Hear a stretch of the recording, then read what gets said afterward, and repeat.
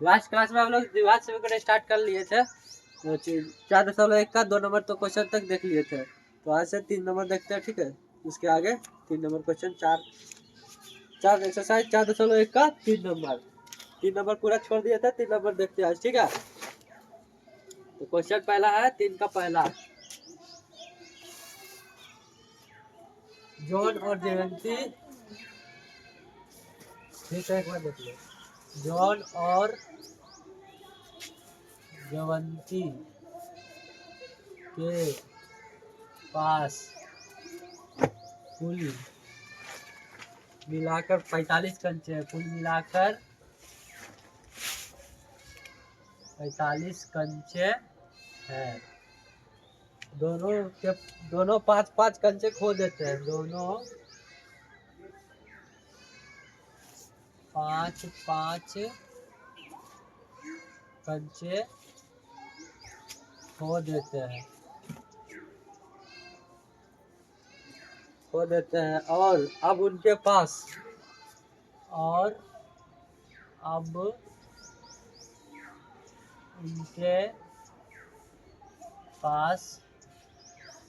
उनके पास कंचों की संख्या का गुणनफल, कंचों की संख्या का गुणनफल 124 है। 124 है। हम जानना चाहेंगे कि आरंभ में उनके पास कितने कंचे थे। हम जानना चाहेंगे कि आरंभ में उनके पास कितने कंचे थे।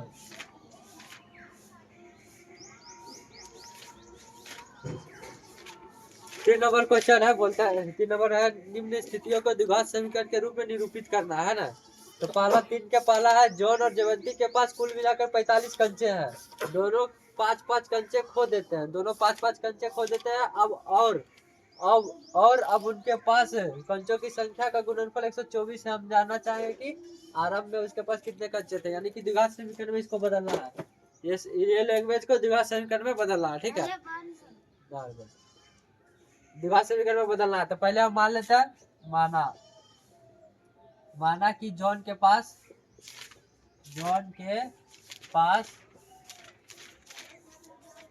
कंचों की संख्या जॉन के पास कंचों की संख्या मान लेंगे x है। तो जॉन और जयंती के पास मिला के 45 कंचा है। तो जयंती के पास कितना बचेगा फिर? जयंती के पास कंचों की संख्या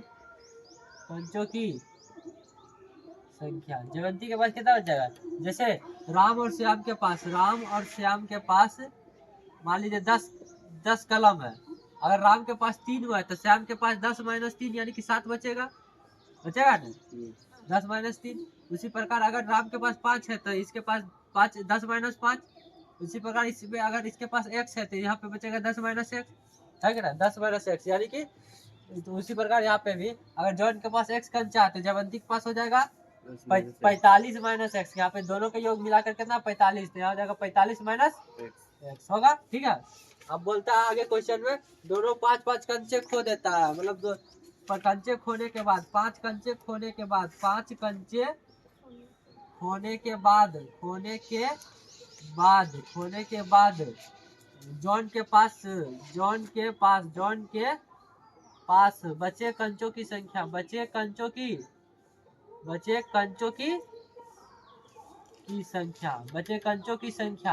जॉन के पास कितना कंचा बचेगा? x - 5। उसी प्रकार 5 कंचे खोने के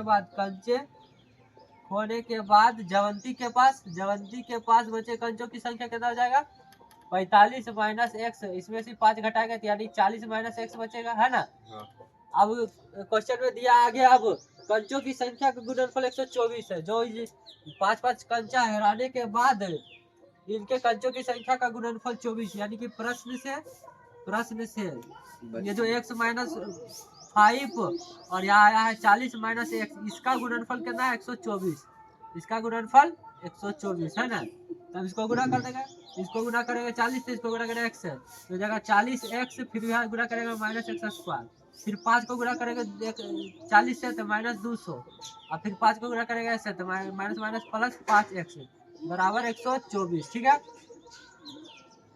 बराबर 124। अब फिर इधर ये x² माइनस में उधर जाएगा तो प्लस में, ये 200 है, माइनस में उधर जाएगा तो प्लस में, यहाँ 40 और x, 40 और 5 45x, 45x बराबर क्या हो जाएगा 124 प्लस x² प्लस 200 प्लस बस 200 इतना है।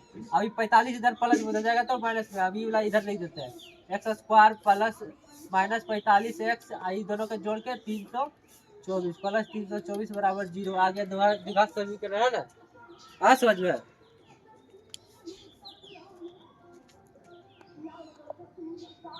ठीक है, ये पहला 3 का पहला था। ये जॉन और जयंती के पास कुल मिलाकर 45 कंचे थे, दोनों के पास 5-5 कंचे खो देते हैं। अब उनके पास कंचों की संख्या का गुणनफल 124 है। तो मान लिया जॉन के पास कंचों की संख्या x है, जयंती के पास कंचों की संख्या बचेगा 45 माइनस x। 5 कंचे खोने के बाद जॉन के पास कंचों की संख्या x माइनस 5, और 5 कंचे खोने के बाद जयंती के पास कंचों की संख्या 45 माइनस x में से -5 करेंगे 40 माइनस x। अब गुणनफल दे दिया प्रश्न से, ये दोनों का गुणनफल है 124, फिर इसको गुना कर दिए तो आ गया द्विघात समीकरण। इसमें हम इसका हल भी कर सकते हैं, लेकिन हल हमको नहीं पूछा, बस 3 नंबर क्वेश्चन में दिया है कि द्विघात समीकरण के रूप में दर्शा है। ठीक है, तो दर्शा दिया, 3 नंबर हो गया। अब देखते हैं 3 का दूसरा। ठीक है, 3 का दूसरा।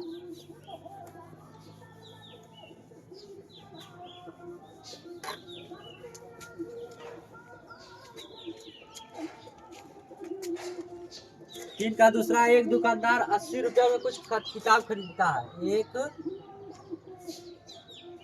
दुकानदार 80 रुपया में कुछ किताबें खरीदता है, कुछ किताबें खरीदता है। यदि किताब का मूल्य 1 रुपया कम होता है, यदि किताब का मूल्य 1 रुपया कम होता है, 1 रुपया कम होता तो वह उसी राशि में 4 किताबें अधिक खरीद लिया होता, 4 किताबें अधिक खरीद लिया होता। यह 3 का दूसरा नंबर क्वेश्चन है। ठीक है, इसको द्विघात समीकरण, ये लैंग्वेज को द्विघात समीकरण में बदलना है। तो पहले एक दुकानदार के पास कितना रुपया, 80 रुपया है, कुछ किताब खरीदता है, 80 रुपया में कुछ किताब खरीदता है। यदि किताब का मूल्य 1 रुपया कम हो तो वह राशि में 4 अधिक किताब खरीद लिया होता, मतलब 4 अधिक, अगर 1 रुपया कम होता है प्राइस तो 4 अधिक किताब खरीदता है। तो हम पहले मान लेते हैं कि खरीदे गए कि कुछ किताबों की संख्या, कुछ खरीदे गए कुछ किताब की संख्या, कुछ किताब की संख्या हम मान लेते हैं x। किताब कितना खरीदे हैं x। ठीक है, तो एक किताब का मूल्य क्या जाएगा, एक किताब का मूल्य, जैसे देखो या समझो, अगर हम 5 किताब खरीदते हैं 80 रुपया में, एक किताब का मूल्य कितना हो जाएगा 5/80, यानी कि 16 रुपया होगा कि नहीं। ऐसे रहता है, अगर 5 पेन खरीदते हैं 20 रुपया में, 5 गो पेन खरीदते हैं 20 रुपया में, तो एक पेन का दाम कितना हो जाएगा, एक पेन का दाम निकालने के लिए 20/5 करेंगे। ठीक है, उसी प्रकार यहाँ पे देखो, अगर कुछ किताब की संख्या x मान ली है, तो एक की मतलब टोटल किताब का मूल्य 80 रुपया है, तो एक किताब का मूल्य क्या हो जाएगा 80/x होगा कि नहीं। हाँ ठीक है, अब देखो प्रश्न से क्या कहता है प्रश्न में, देखो प्रश्न से कहता है एक दुकानदार 80 रुपया में कुछ किताबें खरीदता है, यदि किताब का मूल्य 1 रुपया कम हो जाए तो एक किताब का मूल्य जो ला है इसमें से 1 रुपया अगर कम कर देते हैं, 80/1 - 1, 1 रुपया कम कर दिया, ठीक है, कोई दिक्कत, 1 रुपया कम कर देते हैं तो वह 4 अधिक किताब खरीद सकता है। मतलब पहले x किताब खरीद रहा था, अब कितना किताब खरीदता है, x+4 किताब खरीदता है, x+4 किताब खरीदता है, x+4 किताब खरीदता है उसी राशि में यानी कि 80 रुपया में ही। ये देखो अभी दोनों गुना हो जाए, गुना कैसे होगा ये समझो। जैसे मेरे पास एक किताब का मूल्य है, ये क्या है, एक किताब का मूल्य, एक किताब का मूल्य, और यहाँ पे है किताब की संख्या, किताब की संख्या, तब गुना करेंगे तो आ जाएगा मेरा मूल्य, कीमत, जितना पैसा खर्चा हुआ। तो यहाँ से नहीं समझ में आता तो यहाँ देखो, इसको हम नंबर लेके समझा रहे हैं, ठीक है, नंबर लेके समझे यहाँ पे। जैसे अब मेरा मान लो 16 किताब खरीदते हैं हम 80 रुपया में, 16 कॉपी खरीदते हैं, मान लो 16 कॉपी खरीदते हैं हम, या फिर 16 कलम ही खरीदते हैं, कलम खरीदते हैं हम 80 रुपया में, 80 रुपया में, ठीक है। तो एक कलम का दाम कितना हो जाता है, एक कलम का दाम हो जाता है 80/16 होता कि नहीं, यानी कि 5 रुपया होता, ठीक है। अब क्वेश्चन के अनुसार कहता है कि यदि कलम का मूल्य 1 रुपया कम हो जाए, किताब के जगह पे हम कलम माने, तो कलम का मूल्य 1 रुपया अगर कम कर देते तो 1 रुपया कम कर देते यानी कि 4 रुपया कर देते, ठीक है। तो हम जितना पहले कलम खरीद रहे थे उससे 4 कलम और ज्यादा खरीदते, मतलब पहले 16 कलम खरीद रहे थे, अब उससे ज्यादा 4 कलम खरीदेंगे यानी कि 20 कलम खरीदेंगे, और हमको पैसा वही खर्चा होगा जितना पहले 80 रुपया खर्चा हो रहा था, वही राशि, उसी राशि में 4 किताब अधिक खरीद सकता है। तो ये दोनों गुना करेंगे तभी ना वही राशि आएगा, 80 रुपया आया कि ना, 20 चौका 80, आ समझ में। तो वही इसको नंबर के रूप में लिख दिया, एक किताब का मूल्य से किताब की संख्या में गुना करेंगे तो वही राशि आ जाएगा, ठीक है ना, आया समझ में। अभी दोनों गुना करना है, खाली सिर्फ ये दोनों कुछ करना है, गुना। देखो गुना करेंगे, पहले इसको एलसीएम ले लेंगे, x एलसीएम हो जाएगा 80 - x, ठीक है, और गुना x+4 बराबर 80। अब ये x इधर गुना उधर जाएगा तो इधर भाग में, उधर जाएगा तो गुना में, तो यहाँ बचेगा x 80 - x, गुना करना है x+4, यहाँ हो जाएगा 80x, ये हो जाएगा। अब इधर गुना करते हैं, ठीक है, देखो 80 को गुना करेंगे x से, 80x, फिर 80 को गुना करेंगे 4 से, यानी कि 80x + 4 320, 80 गुना 4 करेंगे 320, फिर x को गुना करेंगे x से यानी कि -x², फिर -x को गुना करेंगे 4 से तो -4x, बराबर यहाँ हो जाएगा 80x, हो जाएगा कि ना, तो दिक्कत देखो इधर भी 80x कट जाएगा, ठीक है ना। ये वाला इधर पर माइनस में, उधर ले चल जाओ, प्लस में हो जाएगा x², ये माइनस में उधर चल जाएगा तो प्लस में 4x, ये प्लस में इधर आएगा तो माइनस में 320 बराबर 0, ये आ गया द्विघात समीकरण, आया समझ में, हाँ चलो लिखो तो इसको।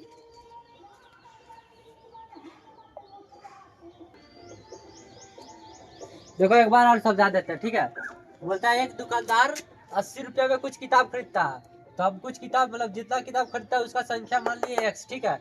यदि किताब का मूल्य 1 रुपया कम हो तो वो उसी राशि में 4 किताब अधिक खरीदता है। पहले हमें एक किताब का मूल्य निकाल लिए, पहले कुछ किताब मान लिए कुछ किताब x किताब खरीदता है, एक किताब का मूल्य आ गया 80/x, ठीक है। बोलता है कि प्रश्न से बोलता है कि अगर 1 रुपया मूल्य कम कर दिया जाए, यदि 1 रुपया मूल्य कम हो तो उसी राशि में वह 4 किताब अधिक खरीदता, यानी कि पहले x खरीद रहा था, अब 4 किताब अधिक खरीद रहा उसी राशि में, यानी कि 80 रुपया में ही, है ना, 80 रुपया में x+4 किताब खरीद रहा, यानी कि यहाँ पे एक किताब का मूल्य और किताब की संख्या गुना करेंगे तो वही राशि आ गया कि ना, ठीक है। तब फिर इसको गुना करके द्विघात समीकरण ला दिया, आया समझ में, ठीक है।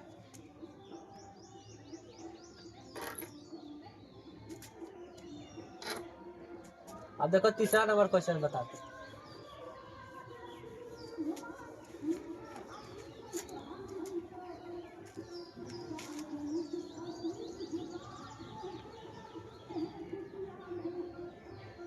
कहता है एक कुटीर उद्योग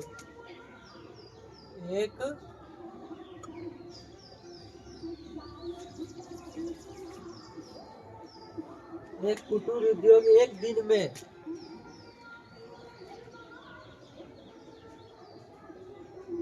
दिन में कुछ खिलौने निर्मित करता है।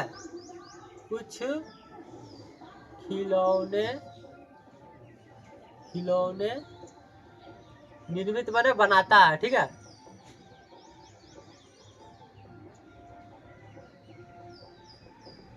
निर्मित करता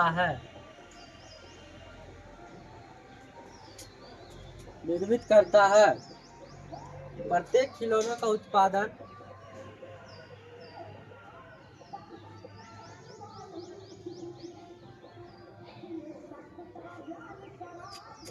खिलौनों का उत्पादन 55 में से 55 उत्पादन मूल्य है। उत्पादन मूल्य 55 रुपया में है, ठीक है, रुपया 55 में से 55 में से एक दिन में निर्मित एक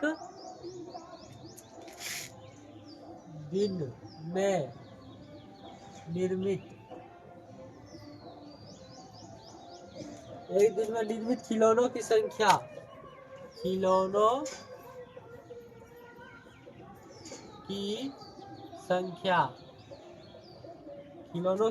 घटाने से प्राप्त खिलौनों की संख्या को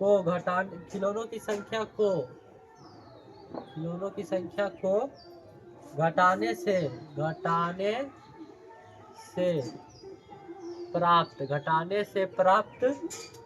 से प्राप्त संख्या के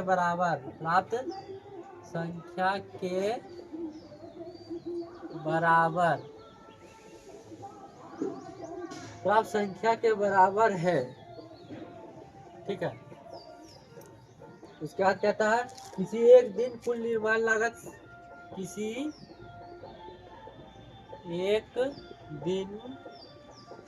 कुल निर्माण लागत 750 रुपया थी।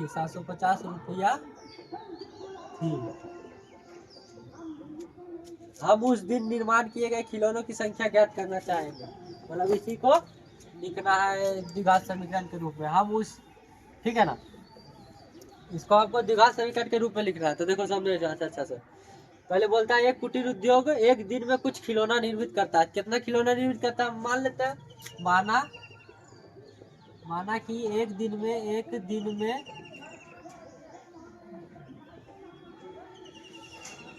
निर्मित खिलौनों की संख्या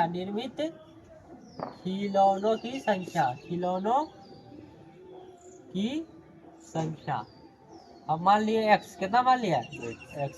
अब देखो ये पहला लाइन यहाँ से यहाँ तक, एक कुटीर उद्योग एक दिन में कुछ खिलौना निर्मित करता है, यहाँ से यहाँ तक का हम पहला लाइन मान लिए x कि मान लिए एक दिन में खिलौनों की संख्या निर्मित करता है x खिलौना बनाता है, ठीक है। अब दूसरा लाइन ही यहाँ से ये जो प्रत्येक से बराबर तक है, ये बहुत इंपॉर्टेंट है, याद समझना। प्रत्येक खिलौनों का उत्पादन मूल्य प्रश्न से हम लिखेंगे यहाँ पे, ठीक है। प्रश्न से डायरेक्ट लिखते हैं, प्रश्न से। प्रत्येक खिलौनों का उत्पादन मूल्य क्या है प्रत्येक खिलौनों का। तो प्रत्येक खिलौनों का उत्पादन मूल्य क्या है 55 में से एक दिन में निर्मित खिलौनों की संख्या से घटाने पर जो संख्या आएगा वो है प्रत्येक खिलौने का उत्पादन मूल्य। आए समझ में, यहाँ पे समझो ठीक से अच्छा से। प्रत्येक खिलौना का उत्पादन मूल्य मतलब हर एक खिलौना के कितना लागत लगले बनावे में, खिलौना बनावे में कितना लागत लगा है उसका मूल्य क्या है। तो 55 में से एक दिन में निर्मित खिलौनों की संख्या को घटाने से प्राप्त, मतलब 55 में से एक दिन में कितना खिलौना बन रहा है एक्स खिलौना बन रहा है, इतना रुपया लगा है एक दिन में। उत्पादन मूल्य एक खिलौना का उत्पादन मूल्य इतना लगा है, ठीक है। फिर से यहाँ से देखिए अच्छा से समझिए, ये लाइन बहुत इंपॉर्टेंट, समझ गए नहीं तो क्वेश्चन से बन गया। एक खिलौना का उत्पादन मूल्य यहाँ से फिर समझिए 55 रुपया में से एक दिन में निर्मित खिलौनों की संख्या को घटाने से प्राप्त संख्या के बराबर है। 55 दिन में से एक दिन में निर्मित खिलौनों की संख्या कितना मान ली x को घटाने से प्राप्त संख्या के बराबर है। एकरा घटेबे जो संख्या है एकरे बराबर है एक दिन के उत्पादन मूल्य। एला समझ में इतना? हाँ, ये कथी है? ई 55 माइनस x कथी है? उत्पादन मूल्य। उत्पादन मूल्य, उत्पादन मूल्य है एक खिलौना के, एक खिलौना के उत्पादन मूल्य है। तब बोला है फिर आगे की क्वेश्चन था, किसी एक दिन कुल निर्माण लागत 750 रुपया थी। मतलब कोई एक दिन 750 रुपया के उस खिलौना बनेल के, 750 रुपया के खिलौना बनेल के। तब देखी, अगर हम एक खिलौना बनावे 5 रुपया के, ठीक, 5 रुपया के, और एक खिलौना बनावे 5 रुपया के, और हम 20 खिलौना बनावे इस तरह करके, तो कितना रुपया का हम बनेलिए उस दिना में? 100 रुपया का बनेलिए कि ना? एक खिलौना अगर 5 रुपया के है और 20 खिलौना बनेलिए तो 100 रुपया के बनेलिए, ये ठीक है। उसी प्रकार यहाँ पे देखिए, यहाँ पे हमारा उत्पादन मूल्य पता चल गए एक खिलौना के, और हमें कितना खिलौना बनेलिए? x खिलौना बनेलिए। तब हमारा जाके कितना खर्चा होला? 750 रुपया खर्चा होला। हेलो, समझ में इतना? हाँ, एक दिन में कितना कुल खर्चा के लिए बनाने में खिलौना बना? 750 रुपया, ठीक है ना? तो ये इतना अगले इस समीकरण, अब समीकरण गुणा कर देवे आज के आंसर, तो ये होता है कि 55 x यहाँ पे माइनस एक्स स्क्वायर बराबर 750, इधर पर माइनस में जीता था प्लस में, तो जीते एक्स स्क्वायर, प्लस में जीता था माइनस में 55x और प्लस 750 बराबर 0। ये अगले आंसर आएगा समझ में? देख ली या बनले दुइये लाइन में, लेकिन समझना है यहाँ से यहाँ तक थोड़ा समझना थोड़ा डिफिकल्ट है। एक बार और अच्छा से समझ ले। देखिए यही बोला, एक कुटीर उद्योग एक दिन में कुछ खिलौना बनाता है, तो हम मान लीजिए एक्स खिलौना बनाता है, ठीक है।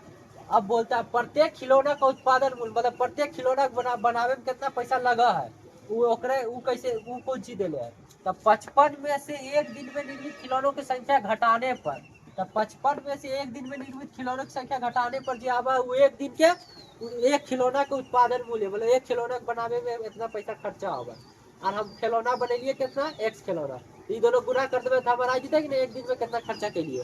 ठीक है, बना दिया। चल क्लिक कर।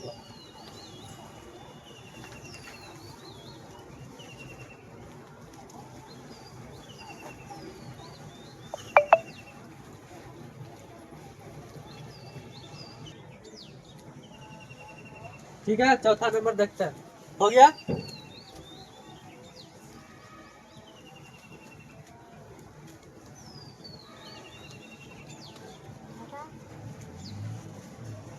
तीन का चौथा देखते हैं, कहता है दो धनात्मक पूर्णांक के वर्गों का योग, दो धनात्मक पूर्णांक के वर्गों का योग, वर्गा का योग 117 है, 117 है, 117 है। यदि छोटी संख्या का वर्ग, यदि छोटी संख्या का वर्ग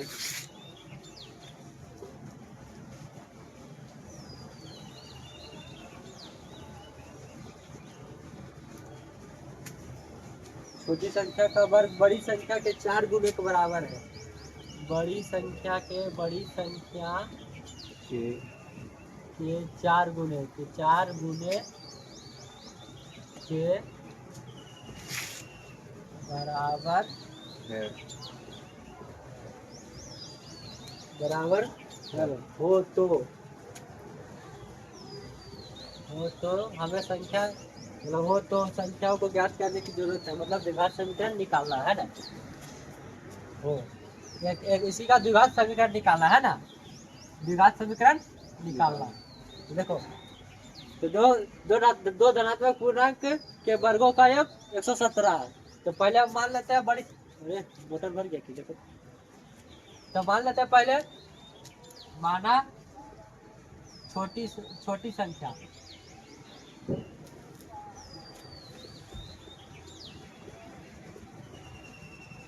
छोटी संख्या x, अब बड़ी संख्या मान लेते हैं, छोटी संख्या x, बड़ी संख्या y, ठीक है।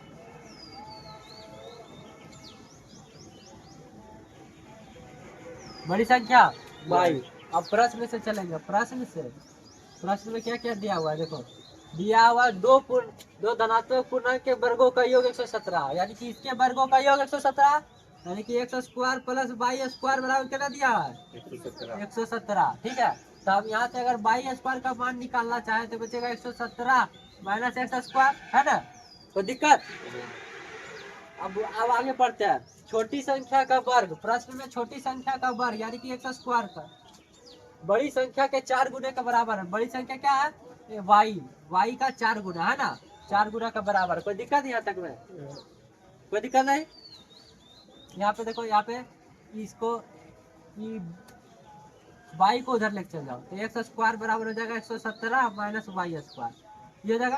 तो देखो एक्स स्क्वायर की जगह पे मान बैठा दो इसका, एक्स स्क्वायर एक्स स्क्वायर की जगह पे 117 माइनस वाई स्क्वायर मान बैठा देंगे बराबर 4y होगा। इधर माइनस में उधर जाएगा तो प्लस में, तो जाएगा वाई स्क्वायर प्लस 4y, ये प्लस में इधर आ गया तो माइनस में। 117 बराबर 0। ये आ गया द्विघात समीकरण। आया समझ में? हाँ देखो वो नाला चालू है भैया।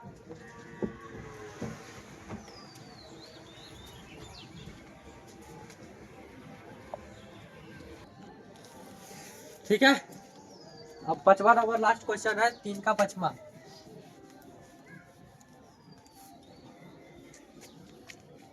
तीन का 5वां नंबर क्वेश्चन कहता है एक कपड़े के टुकड़े की कीमत, एक कपड़े के टुकड़े की कीमत, कपड़े की टुकड़े की कीमत 200 रुपया है। कितना है? 200 रुपया है। ठीक है। यदि कपड़े का टुकड़ा 5 मीटर अधिक लंबा होता है, यदि कपड़े का टुकड़ा 5 मीटर अधिक होता, 5 मीटर अधिक लंबा होता और इसकी कीमत 2 रुपया कम होती, इसकी कीमत 2 रुपया कम होती तो टुकड़े का कीमत अपरिवर्तित रहता। तो टुकड़े का कीमत टुकड़े का कीमत परिवर्तित रहता। परिवर्तित रहता। ठीक है। इसको इसी को हमको यह रहती है लैंग्वेज दिया हुआ, इसको हम द्विघात समीकरण के रूप में लिखना है। ठीक है। तो मान लेते हैं टुकड़े, कितना टुकड़ा है? क्या कपड़े का टुकड़ा x मीटर लंबा है। माना कि कपड़े के टुकड़े की लंबाई, टुकड़े की लंबाई एक बराबर कितना मान लिया? x मीटर मान लिया। ठीक है, x मीटर। कोई दिक्कत? ठीक है। तो देखो एगो कपड़ा का जैसे बड़का वो कपड़ा लाया हमको, ठीक है, उसमें से बोला इसका दाम है 200 रुपया। कितना मीटर हमको नहीं पता है, तो 1 मीटर का दाम मान लो उसमें 10 मीटर रहता, तो 1 मीटर का दाम क्या हो जाता? 200 बटा 10 यानी कि 20 रुपये हो जाता। उसी प्रकार हमको x मीटर कपड़ा मान लेते हैं, तो 1 मीटर कपड़ा का दाम कितना हो जाएगा? 1 मीटर कपड़ा का दाम, कपड़े का मूल्य, 1 मीटर कपड़े का मूल्य क्या हो जाएगा? 200 बटा x हो जाएगा कि नहीं? अब प्रश्न से देखो, प्रश्न से कहता है क्या? प्रश्न से कहता है यदि कपड़े का टुकड़ा 5 मीटर अधिक लंबा होता, यानी कि x + 5 होता, ठीक है, और इसकी कीमत 2 रुपया कम होती, मतलब एक मीटर का मूल्य इतना है, इसमें 2 रुपया कम होता, 2 रुपया कम होता, तो जो कीमत है, पहले जो कीमत था, जो अभी कीमत हम निकाले अपरिवर्तित रहता, मतलब 200 रुपया रहता है कि नहीं? ठीक है। अब इसको क्या करना है? हल कर देना है। सिर्फ क्या करना है? हल करना है। तो हल कर दो। तो देखो यहाँ कुछ रहता है 1, यहाँ हो जाएगा x + 5, यहाँ पे हो जाएगा x एलसीएम 200 माइनस 2x, ठीक है, बराबर 200 होगा ना? कोई दिक्कत ना। तो ये इधर गुना में उधर जाएगा, तो इधर भाग में उधर जाएगा, तो गुना में x + 5 इंटू हो जाएगा 200 माइनस 2x बराबर 200x, ठीक है। अब यहाँ गुना करके लिख रहा है, तो x को गुणा करेंगे 200 से 200x हो जाएगा। फिर x को गुणा करेंगे 2x से तो -4x हो जाएगा। फिर 5 को गुणा करेंगे 2 से तो 1000 हो जाएगा। फिर 5 को गुणा करेंगे -2 से तो -10x हो जाएगा। अब बराबर में बचेगा 200x 200x से 2x कट जाएगा, कटेगा ना। हाँ यहाँ पे कहीं एक्स स्क्वायर आएगा नहीं रे, देखो दो, फिर से गुणा करते हैं। x गुणा 200 किया तो 200x आ गया। x गुणा -2x करेंगे तो -2x स्क्वायर आएगा ना। यहाँ पे 4x कैसे, -2x स्क्वायर आएगा ना। इसको गुणा किया इससे तो 200x आया, फिर इसको गुणा करेंगे इससे तो -2x स्क्वायर आएगा ना। ठीक है, कोई दिक्कत है ना में? ठीक, तो ये देखो ये माइनस में उधर जाएगा तो प्लस में यानी कि 2x स्क्वायर, ये माइनस में उधर जाएगा तो प्लस में यानी कि 10x, आई प्लस में उधर जाएगा तो माइनस में 1000, ये ना जाएगा बराबर 0। अब सबसे 2 कॉमन ले लेते हैं, तो यहाँ बचेगा x स्क्वायर प्लस 5x, यहाँ पे बचेगा -500 बराबर 0। इधर गुना में उधर जाएगा तो x स्क्वायर प्लस 5x -500, ये हो जाएगा इसका द्विघात समीकरण। हो गया, ठीक है। तो आज प्रश्न से आज के लिए इतना ही रहने देते हैं, फिर आगे कल, ठीक।